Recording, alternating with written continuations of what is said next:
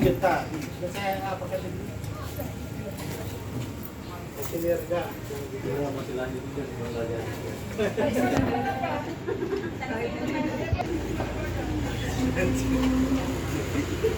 Mama di mana?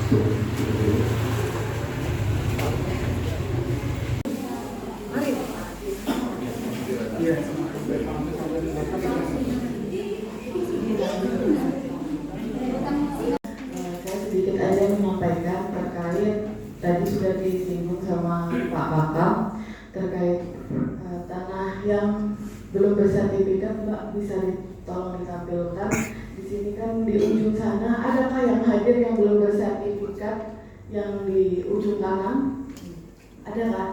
Satu yang terus di situ yang di bawahnya lagi yang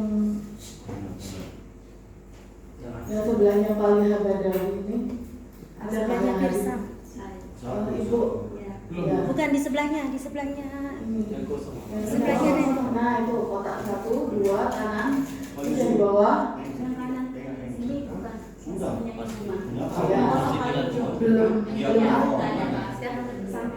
Ya itu yang urusan itu sama itu. sudah ada. Nah itu belum sertifikat ya Pak. Tapi sudah dikuasai, sudah dibangun rumah waktu itu ya. Sudah, itu memang bangunan yang rumah memang. Iya, sudah milik warga. Cuma nggak tahu siapa yang punya itu ya. Penga sama. Bukan anak Laura. Di ujung, di pojok ujung. Itu lorong belakang kan? Iya, lorong belakang. Pendaftaran tanah. Nah, bermohon dulu surat keterangan pendaftaran tanah sehingga kita tahu nih sertifikat kita nomor berapa. Nah, kemudian dengan SKPT itu Bapak Ibu sekalian bisa menjadi dasar untuk melaporkan nih sertifikat saya yang hilang ada terdata di BPN gitu kan. Ya, membuat surat keterangan hilang. Setelah ada surat keterangan hilang baru nanti dimohonkan sertifikat pengganti. Nah setelah didaftar baru nanti kita ikutin kegiatan sumpah gitu kan. Sumpah di hadapan kepala kantor, kemudian setelah sumpah yaitu seperti itu tadi pengumuman di koran 30 hari. Setelah 30 hari nggak ada yang menyanggah gitu kan, nggak ada yang menyanggah memang betul itu terbakar gitu kan, karena bisa jadi kan nggak ikut terbakar atau gimana gitu kan, baru nanti kita terbitkan sertifikat pengganti karena hilang. Nah perlu diketahui Bapak Ibu, kita ada dua pelayanan di sertifikat pengganti ini, karena hilang sama karena rusak. Bedanya apa? Kalau hilang kan habis tuh, nggak ada sama sekali lah fisiknya. Entah itu kebakar, dicuri, kececer atau gimana kan, intinya hilang lah, nggak ada fisiknya lagi. Tapi kalau ada bagian masih sedikit yang bisa kelihatan nomornya, nah itu nanti cukup pelayanan seperti ganti karena rusak aja. Nah itu lebih cepat prosesnya Bapak Ibu. Kita tinggal gantilah cetak dengan petunjuk sertifikat yang terbakar itu. Nah nanti kita bisa terbitkan sertifikat pengganti karena rusak. Kemudian persyaratannya Bapak ya, persyaratannya itu mungkin nanti ada kita bagikan formulir lah. Kemudian bagi mungkin yang jauh-jauh, ada yang mungkin sudah meninggalkan Berau, bagaimana gitu kan? Mungkin ya mau nggak mau mungkin ya buatkan surat puasa atau ada kesibukan bagaimana kan?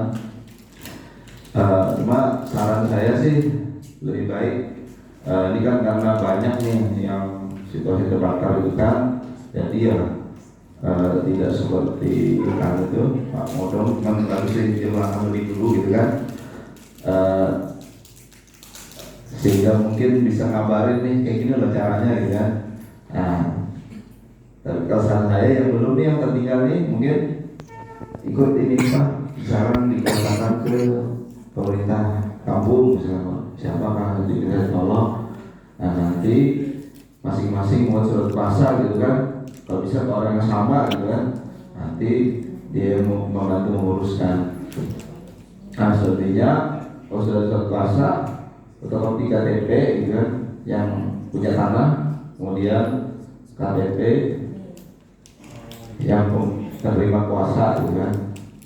Nah kemudian yang terakhir itu bukti hubungan hukum ini, misalkan KTP pemegang hak dan memang itu pemegang haknya yang memberi kuasa ini, jadi nggak perlu lagi kita buktikan karena memang betul itu anunya gitu kan, pemegang haknya. Tapi kalau ada yang meninggal, ada yang meninggal lah contohnya.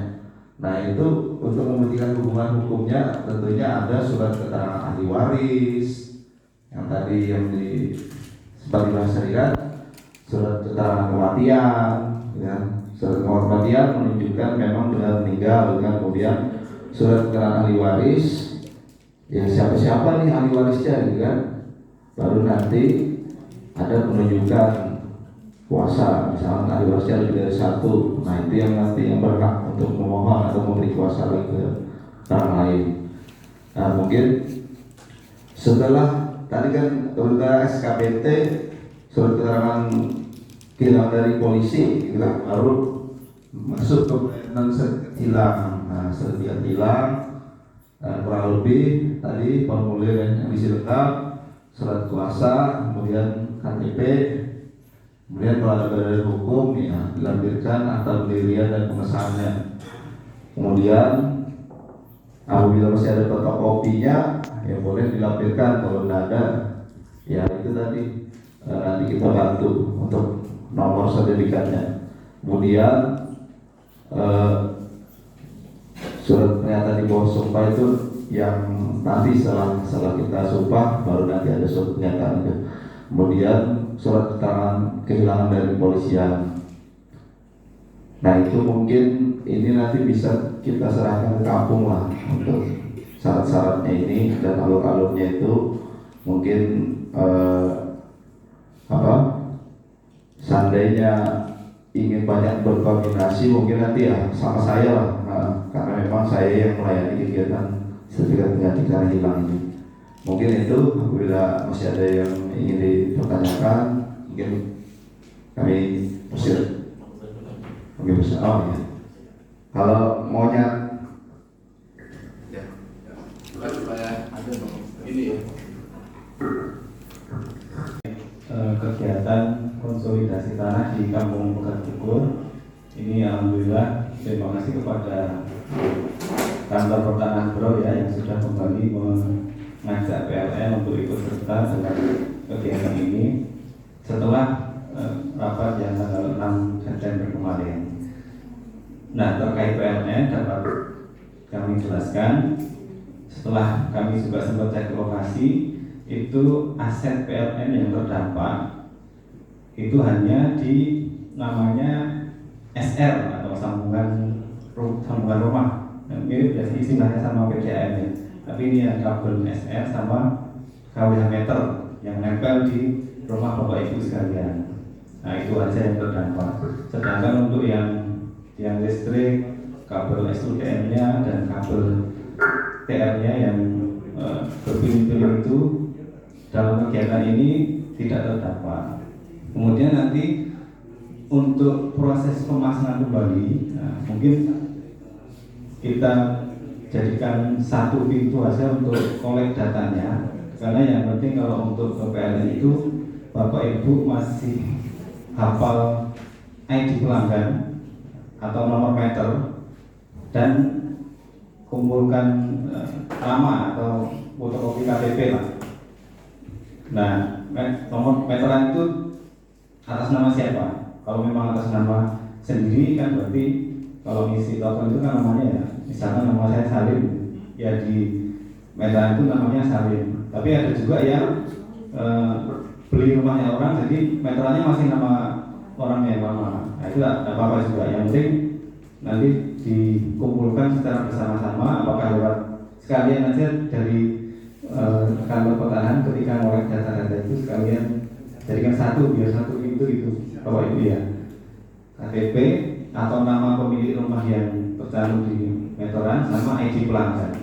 Nah itu dikumpulkan semua, nanti akan diperiksa oleh tim PLN di kantor. Kalau valid itu maksudnya ya ini memang korban kebakaran rumahnya, kemudian lokasinya juga tidak berubah, pemiliknya juga sesuai, maka kegiatan penyambungan kembali itu gratis, tidak ada biaya dari PLN. Nah, tapi tetap kami sampaikan batas tanggung jawab PLN ya. Jadi batas tanggung jawab PLN itu hanya sampai meterannya saja, KW meter. Instalasi listrik di dalam rumah dan SLO-nya itu menjadi tanggung jawab pemilik rumah. Sama kayak PDAM kan batasnya cuma sampai di meteran air. Nah, yang instalasi pipa di dalam rumah sama SLO-nya ya tanggung jawab pelanggan.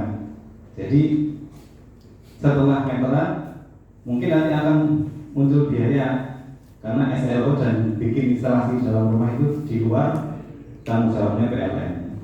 Nah, saya belum tahu apakah ruang lingkup konsolidasi ini termasuk pembangunan rumahnya dan instalasi dalam rumahnya atau tidak. Kalau memang masuk ke situ, mungkin masukan dari PLN supaya tidak terlalu banyak biaya yang dikeluarkan oleh masyarakat, sekalian instalasi listriknya, sekalian SLO-nya gitu. Mau dibangunkan Pak, mau dibangunkan. Ya itu masukan dari kami aja supaya Bapak Ibu tidak terlalu banyak keluar biaya kan. Nah, kurang lebihnya gambarannya seperti itu. Jadi harapan kami nanti bisa diolah secara bersama-sama ya. Jadi biar tidak ada yang tercecer, biar tidak ada yang tertinggal. Nah, kemudian terkait tadi ada warga yang sudah bangun duluan, tapi kok belum dipasang sama PLN. Nah, kemungkinan tadi instalasi listriknya di dalam rumah sudah ada atau belum. Kalau sudah ada SLO-nya atau belum. SLO itu sertifikat layak operasi. Itu yang menerbitkan bukan dari PLN, tapi ada satu lembaga khusus yang memang tugasnya mensertifikasi instalasi listrik di dalam rumah. Kalau itu sudah ada, pasti PLN berani pasang. Dan data dari Bapak Ibu tadi valid, pasangnya pun juga tidak dikenakan biaya. Nah, kurang lebih seperti itu informasi yang bisa saya sampaikan. Nanti kalau ada pertanyaan yang lebih detail ya di luar hal yang utama tadi, bisa langsung disampaikan ke saya. Mungkin bisa tulis nomor telepon saya ya, di telepon atau WA atau SMS. Monggo silakan, bisa saya langsung jawab. Bisa dicatat nomor HP saya Bapak Ibu 08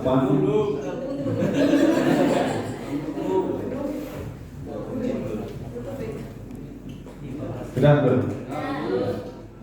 0812 5312 4713 0812 5312 4713. Sudah ya? Nanti mungkin biar saya nggak bingung, Salim PLN. Ya. Nanti supaya saya nggak bingung Dan WA maksud itu dari Bapak Ibu.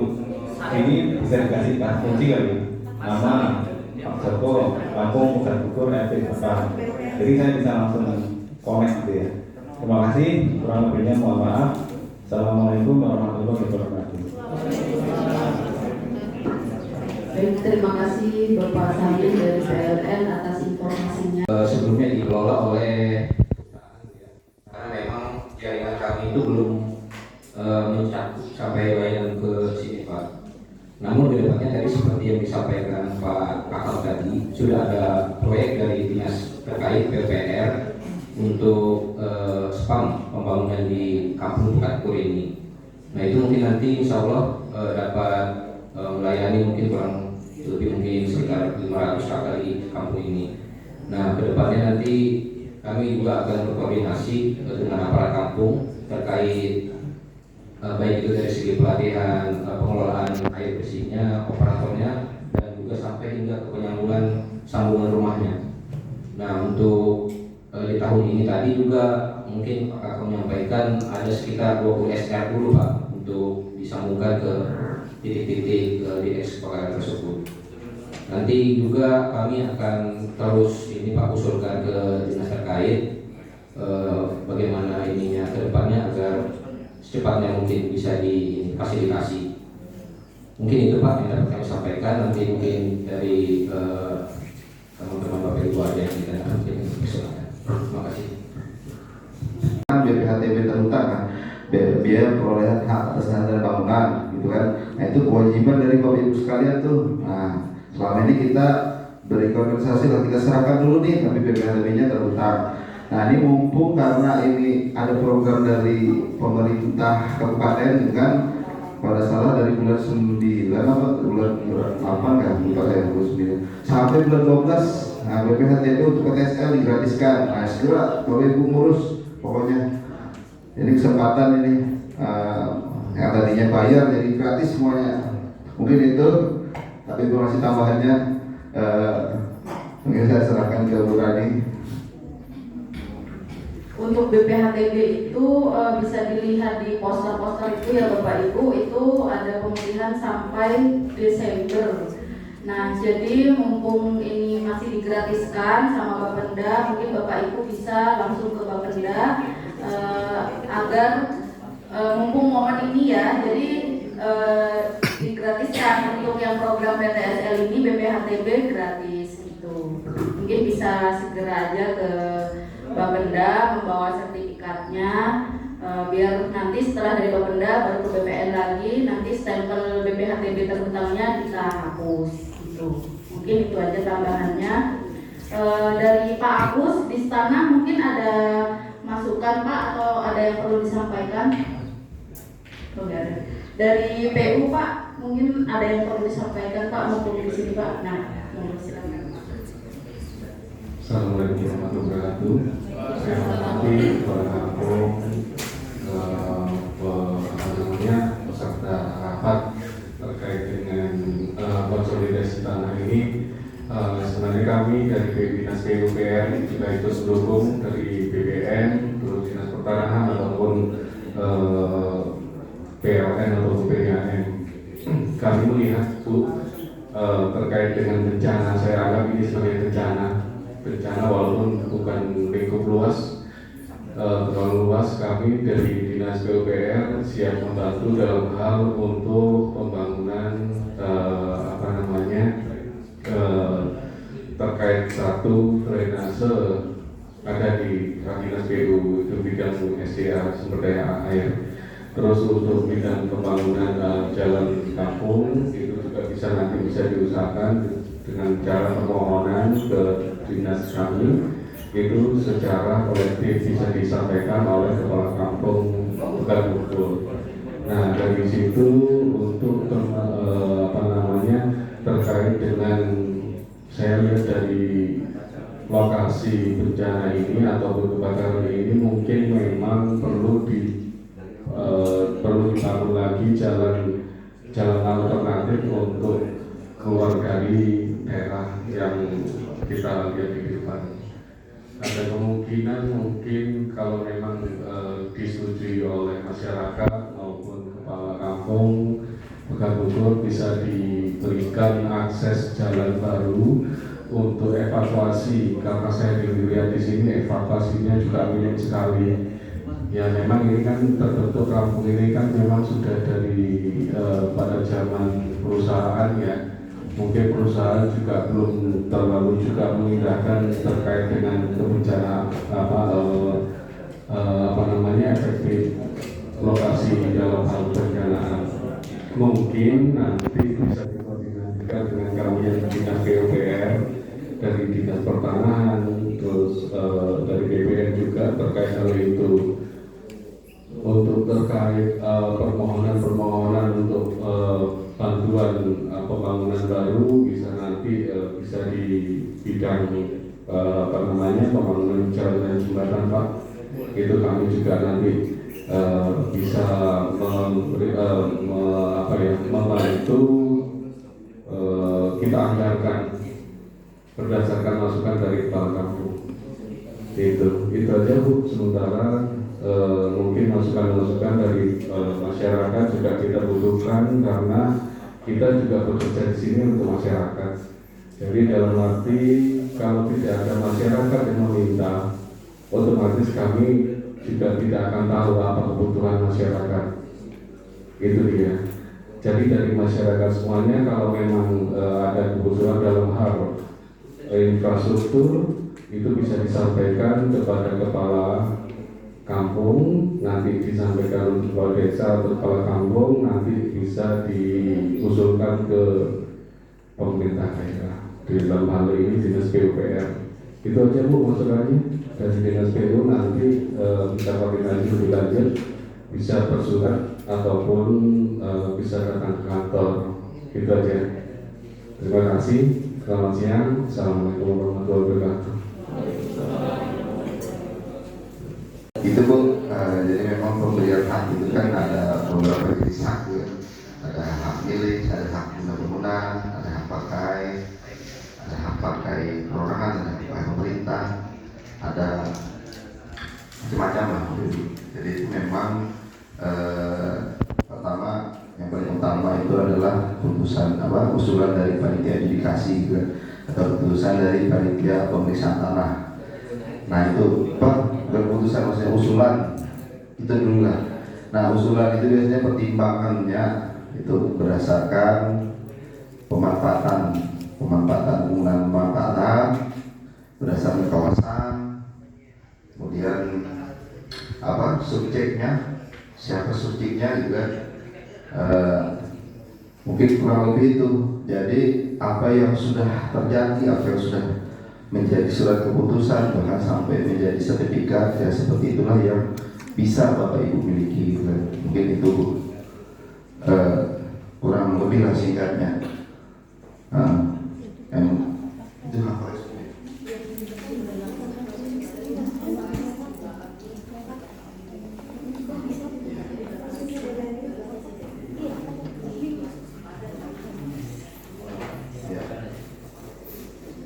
Ya intinya semua hak-hak itu sebenarnya pada dasarnya sama untuk sebagai itu namanya